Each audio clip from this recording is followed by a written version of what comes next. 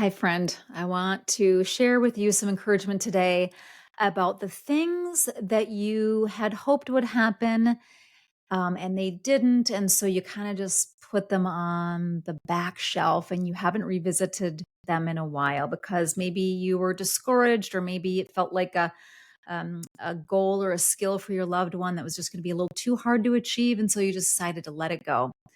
All right. Today is about milestones and the absolute importance of seeing, acknowledging, and celebrating even the littlest or the perceived smallest of milestones over the course of your journey with your loved one with a diagnosis of autism or related condition. So, I'm going to give you a couple of examples from my life. But first, I always want to start our time together making sure that you hear somebody say, "Good job. Good job. Thank you for caring for your loved one. Thank you for taking the time to learn more about them. Thank you for being willing to be a lifelong learner." It's fun, right? It's one of the interesting parts of this journey in this life that we know that involves autism is we know one thing for sure, we're probably never going to stop learning ourselves. Those of us who care for, parent, love and support somebody with autism. And I say related condition because I don't want to leave out others who do fall under that umbrella, that category of developmental disability, cognitive delay, etc. They're all beautiful earth angels. But I really want to remind myself to get into the habit of acknowledging you and seeing you and knowing together that it sometimes can be a lonely journey. I'm a single mom. It's lonely a lot. And yet the reward, the reward here, sometimes it's hard to realize, but the reward here you will see over the course of time and the reward elsewhere unimaginable. Like, so you are a hero because you have been chosen. And there's something that lives on the inside of you that is so special that you have been chosen to guard and care for and support an earth angel who cannot do for themselves without your support. Isn't that incredible to think of that? It's very humbling and sometimes it even feels overwhelming like, wait, can I handle this? I don't know if I can handle it. And trust me when I tell you there were days early on where I was like, dude, I can't handle this. You know, something needs to change because I don't know if I'm going to survive the sleepless nights and the adrenal fatigue and the not knowing what to do and the behaviors and the escalation. I don't know. I don't have it. I don't have what it takes to do this. And then you find out you do because you're here. So, congratulations, way to go. I want to talk about milestones because we sometimes miss them. And we shouldn't because they're so valuable and they're so helpful and they're so encouraging along the course of time, especially when there's been something that we have really been working on for a while that we just kind of think to ourselves, this is a goal. It's not really fair to continue to pursue this. Just accept the fact that this particular thing may not change in the timing I want it to change in. I want to give you a couple of examples. And again, this may be totally different for you, but I want to share some examples from my own life because they're the best way I can authentically communicate with you what I'm talking about. So, one of the milestones that we have reached with my son recently, and listen, if you're not a family with a loved one, family member of a loved one who doesn't shave themselves, their own faces, a young man who can't shave their own face or prepare their own meal, this is not going to really land on you. But for those of you who know what I'm talking about, you understand what it's like to be assisting a young man through childhood and then adolescence and then young adulthood as they have to learn how to properly support themselves in terms of their personal hygiene, toileting, showering, brushing teeth, combing their hair, shaving, putting on deodorant, making sure that their clothes are clean every day. There's a lot that goes into it. And I don't want to ever undercut that. I want to honor that there's a lot that goes into it. Okay. That being said, as you continue working on little things and helping them garner a little more independence as time goes on, you will see little milestones. And I'll never forget the first time I heard my son say, "I love you, mom." I think I've only heard it twice in my life, and he's 27. But one time was within this last year, and we happened to be driving home, and it was getting dark out. And I often say things like, "I love my time with you." And we just do small talk and chatter in the car and things. And it was getting dark out. I mean, I remember like every detail about this because it's something that makes an imprint, right? And what do we remember? We remember the things that make emotional imprints that affect us emotionally. And I was looking out the window this way, glancing around, and he was looking out his passenger side window, and it was quiet. And he said, "I love you." And I I said, "Oh, Ben, I love you too." And I glanced over at him and I rubbed his back and I started to tear up and I think it was such a big deal. It was such a big deal. Now he's heard me say that. Is there even a number like countless times? A billion, a million, not a billion, but you know what I'm saying? A lot. He's heard it a lot. Um, And so he was simply just reflecting back to me what he's heard me say to him in the same way, because I say that. I say, "I love you." Okay, so he was repeating that back to me, but he was offering something to me. He was offering a connection to me. He was offering me some communication. Now, your loved one may be nonverbal, and you may never hear that with your ears. You will see it in other ways. You will.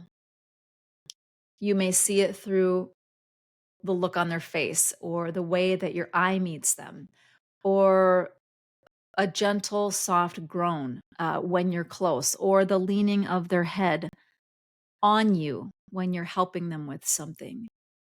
You'll see it.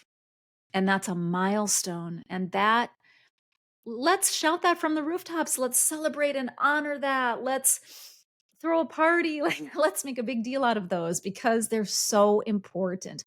It means that we're making progress and that this young man or woman is also making progress. There's no such thing as an end to the learning. When my son was really little, we were told that if we couldn't get him to learn everything he needed to learn by the age of 7, in other words, start making those neural pathway connections, that he wouldn't be able to learn further sets over the course of time. Talk about scary. What a scary proposition. But it drove us so hard to get the therapy and the speech therapy and OT and the behavioral therapists, practically living in our homes. Your team is like stepping over your dirty laundry. And it's just not that we have dirty laundry on the ground, but we did. We did at that time with 2 little kids and therapists all over we had. Oh man, it was as chaotic as it felt. But your life was not your own. Our life was not our own. And that was okay. We were dedicated to the process, but we were terrified that if we didn't get in there and do all this really intensive therapy really early on, he wasn't going to have the chance to continue to learn and build on a specific set of skills. So that is not true. We've come a long way in 27 years in learning that neuroplasticity is still available as long as we continue to work on new skills and continue to try to expand them. That's the good news. Um, but I'm going to encourage you today to celebrate the milestones, acknowledge them, and embrace them and let them wash over you as a huge success, both for you and for your precious loved one. Another milestone recently is shaving. And, when you're used to shaving your grown son's face, it's like a part of your morning. Most people, I drink my coffee, I do my this, I do my that. I do all that too. And I also get my son's lunch ready and I get his breakfast ready and I help him shave and we make sure that his clothes are clean and we pack his backpack. So there's a lot more to it. And so we've been working on shaving for 10, 15 years. So it's been a long time. And I had just basically, after working, resigned to the fact that this was something I was always going to help him with. And that's fine until this week, until just a couple of days ago, when over the course of time we had worked on first holding that, holding that sort of that battery. I think it's battery operated electric razor, and feeling that buzz and okay, getting used to that. Now, boom, that's a milestone. It's not just because we're not fully shaving yet does not mean we're not making progress. And I tended to really kind of be an A to Z kind of girl. Like, here's A, we're not doing it. Z looks like doing it all by ourselves successfully. Okay. What about B, C, D, E, F, G? It's so important not to skip that because it all matters. And so, breaking every skill down like we do when we're teaching a new skill. First, it was holding that razor. Then it was zzz, zzz, just touching it up to the face. And oh, look at that. It doesn't hurt. It kind of feels funny. And getting used to doing that. And then, yeah. And then from there, maybe it's doing a little quick section or practicing on our hand and making sure we are comfortable now with the sound and the feel and everything that goes with it. But I tell you what happened. Just a couple of days ago, my son said something to the effect of, you could do that by yourself.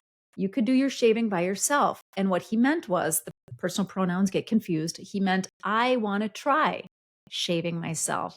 And trust me when I tell you, I was like, hallelujah, yes, please.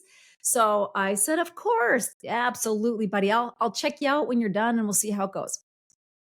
Did that for a couple of days. And then just 2 days ago, I went in to check to just see if there was anything else that needed to be cleaned up. And there wasn't. There wasn't. There was nothing that needed to be cleaned up. I mean, with the exception of like this teeny little spot right under here. But again, who needs perfection? This was excellence. And I was so thrilled. And again, I thought to myself, I have to share this with my friends. I have to talk about this because we understand in this community that anything done independently is an enormous accomplishment. It's a milestone, and I am celebrating this milestone of my 27-year-old son being able to actually really mostly shave his own face.